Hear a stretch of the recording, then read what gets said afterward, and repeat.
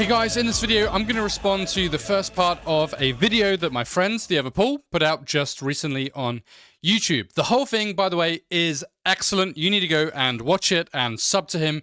Get him to 10k. This was a masterclass, and I just want to respond to the first 5 or so minutes because he puts his finger on something that I just love to chat about. I've wanted to talk about this for ages. This gives me the opportunity, and so let's jump in.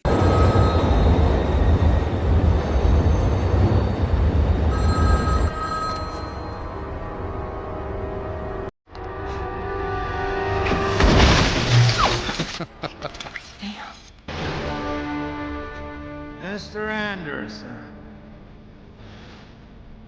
Run, Neo, run.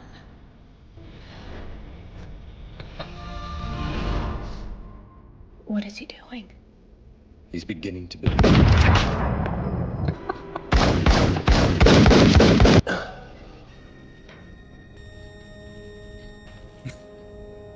Can't be.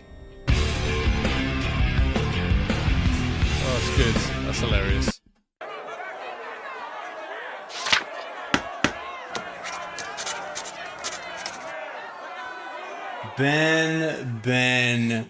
Benny boy. Benny boy.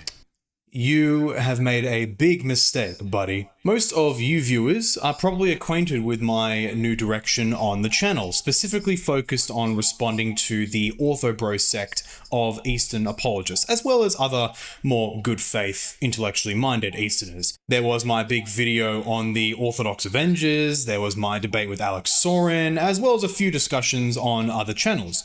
Naturally, this has led to me being a target of Orthobro fan hate, no shock, as well as some blunt responses by their big apologists. Normally, someone in my position would be pressured to back out due to the hate storm that responding to these apologists regularly attracts, and many people have backed out for those reasons. Unfortunately for them, God decided to cross an Australian with a Lebo and create me. One of these big apologists who's had a crack at me is Cleave to Antiquity, a recent convert to the Photian sect from a non-denominational gathering. He responded to me in a couple of big, relatively speaking, videos, acting as though he utterly destroyed my worldview and Anglicanism writ large. In reality, I chose to bide my time and wait for him to make enough stuff-ups in his claims before I responded, as well as to take my time in crafting this response. My desire is twofold. First, to completely ruin Ben's Photian apologetic claims so that laymen are not deceived into his sect, and second, however remote, to get Ben himself to stop being a slop farm and to take his role seriously. So that is what I'll be doing today. But first, Gentlemen and ladies, do you enjoy my content? Want to see more videos, higher quality from a monthly series, even get description of apologists we are dealing with here. Ben isn't just an apologist. He's not even just an Eastern Orthodox apologist. He is a member of a clique, often called the Orthobros or the Dyerites after their now retired leader, Jay Dyer. Minor correction here, as I was editing this video, Jay decided to come out of retirement and he actually and a bunch of his own fans were defending his retirement move. I'm aware of that change. This is a particular group of Eastern apologists who specialize in aggressive debating against all sorts of opponents: atheists, Muslims, Romanists, Protestants, and more. Their whole brand is the aggression, the assertion of dominance in debate and in comment sections. Unfortunately, they take this to such a degree that intellectual integrity collapses to virtual non-existence, and this video will be in essence one giant proof of that. They will employ any number of dishonest tactics in order to make the crowd perceive that they are the winners and their opponents are the losers.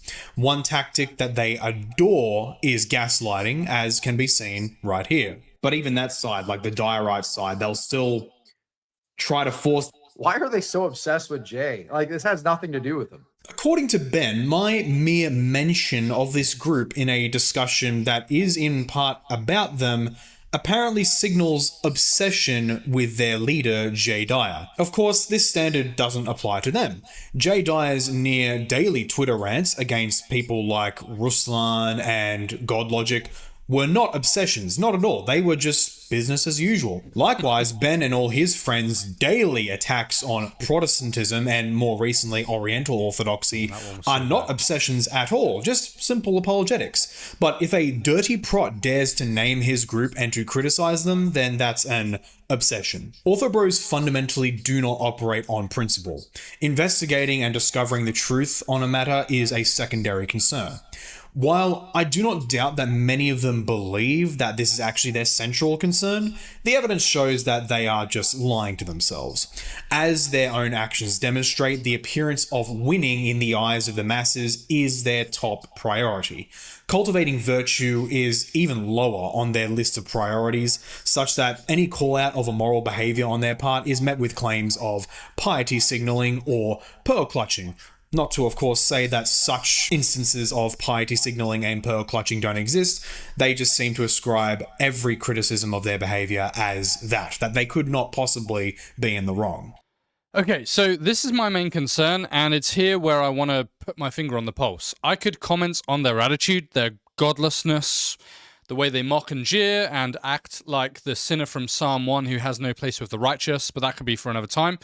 And by the way, their own priests hate it, right? Father Seraphim told me he's not an Orthobro. He hates the term. He's worried about their souls, and he's not alone, right? The Jesus-loving priests are not happy with the Orthobro movement. There's actually a really interesting thing developing, isn't there, of holy Orthodox believers and then the bros, and I'm sort of super curious to see how this develops in the years to come. It's also just really interesting that with such a Pelagian view of salvation, it's really strange that you would act in this kind of godless way, right? If you believed that you somehow cooperate with God through your own good works to be justified, then why would you be acting in such a sinful, godless way? That doesn't make any sense to me. Well, actually, it does make sense because it is the gospel that breeds forward and births holiness. It is not actually this kind of legalistic way of thinking about the world.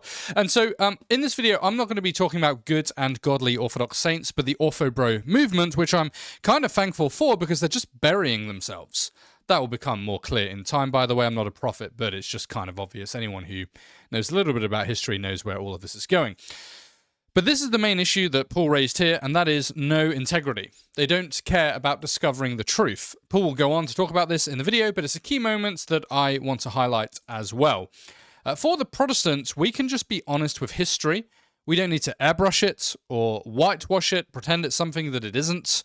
The origin point that Paul makes later is great. For Protestants, we don't need to dunk on origin. We can look through the history of the church and say a few things. He could have been clearer. He was pretty dodgy on some key issues and areas. He didn't always articulate things in the way that we would today, and yet also he was a church father. He was respected by the vast amount of people. He's influenced the church more than most, and many of the Eastern saints loved him and wrote about him and asked for his prayer, and they would not agree with the Orthobros on his destiny today. And so, look, we can, as Protestants, we can be honest with history, but the Orthobros can't. Why? Because of their ecclesiology. Their ecclesiology means they can't be honest. They have to throw away the evidence and try and recreate the past. They have an anachronistic reading of history. And the reason for that is Origen is anathematized. And since those anathemas can't possibly be in error because, well, the councils don't err, we need to try and sort of mental gymnastics our way through everything else.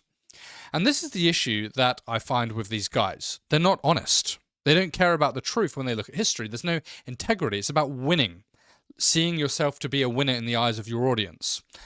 Again, I'm not talking about good and holy Orthodox priests, but the Orthobros. I'm pretty sure most of them, correct me if I'm wrong here, have zero academic training. They haven't got theological degrees or masters. They haven't got a PhD. They haven't written any kind of serious academic papers for theology anywhere. I'm not even sure that they've studied the fathers under professors of patristics, right?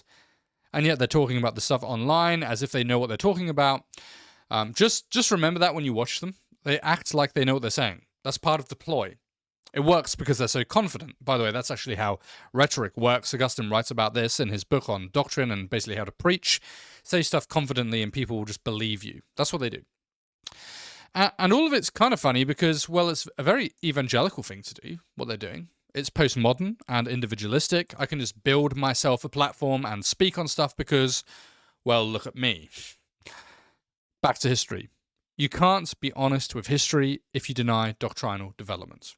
If you disagree with Catholics and Protestants on the history of doctrine, though we both obviously see it very differently, if you have no category for that at all, then you're just going to rewrite the past. You have to, because there's obvious doctrinal development and change in thinking. Icon veneration is the obvious one. The Seventh Ecumenical Council claimed that icon veneration comes from the apostles. It didn't. Like we just know that. We can look at history. And also we can look at history and be honest when the fathers disagree with us. That's okay. But they can't be honest like that. And I think that's probably why they use the aggressive rhetoric and the emotional manipulation and the gaslighting and all the stuff that Paul talks about in his video. Because that's just a way to win converts and to look right and to win and all that stuff. And I think it's important not to imitate their tactics, by the way. For Protestants, if you're listening to this, don't imitate it. You know, I never do videos where I'm sort of like mocking how they look or how they talk or receding hairlines or anything like that, right? Or saying gay all the time. It's just ungodly and not helpful. We don't need to imitate how they respond in their videos. We don't need to do that. We don't need to engage with that. It's not helpful. It's better, you know, Psalm 1, which I mentioned at the very beginning, encourages not to walk in the way of sinners, nor to sit in the seat of scoffers. That is not a good thing to do. It's not good for your soul. It will corrupt you. And so it is important that we do not imitate their tactics. It doesn't mean that we can't use rhetoric or be confident or any of those things, but some of that ungodly stuff we absolutely need to stay clear of.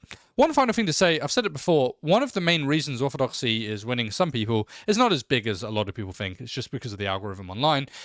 Evangelicalism, by the way, is the fastest growing movement in the world. But one of the main reasons Orthodoxy is winning people is because of the propaganda, the literal lie about church history, where they say, you know, we have the fathers.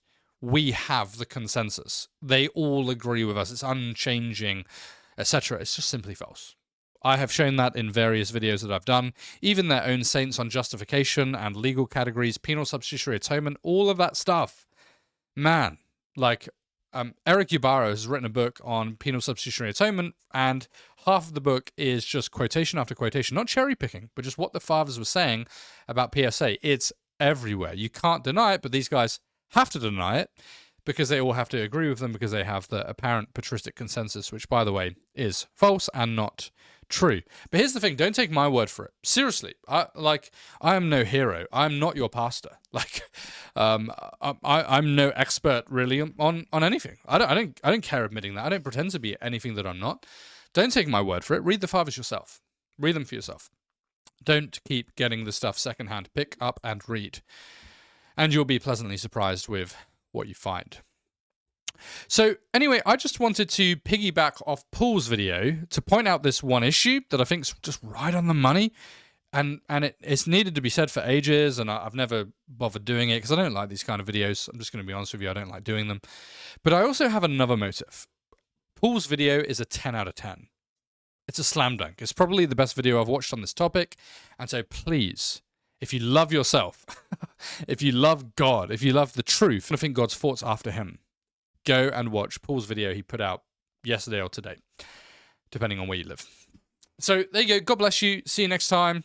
Be honest with history.